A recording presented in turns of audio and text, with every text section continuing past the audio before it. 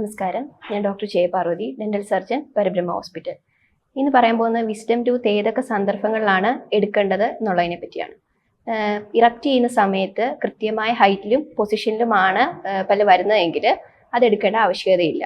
അതുപോലെ തന്നെ infections continuous ആയിട്ട് വരുന്നു, അല്ലെങ്കിൽ ആ പല്ലിന് കേരീസ് ഉണ്ട് എന്നുള്ള സിറ്റുവേഷനിൽ വിസ്ഡം ടൂത്ത് എക്സ്ട്രാക്ട് ചെയ്യേണ്ടതാണ്.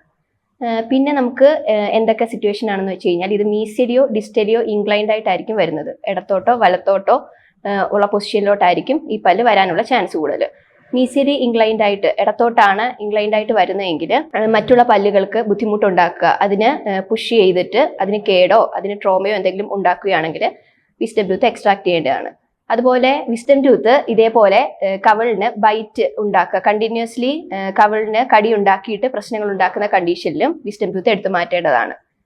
ഇതുപോലെയുള്ള ടിപ്സിന് വേണ്ടിയിട്ട് പരബ്രഹ്മ ഹോസ്പിറ്റലിന്റെ ഈ പേജ് ഫോളോ ചെയ്യുക. എല്ലാവർക്കും എൻ്റെ ഓണാശംസകൾ.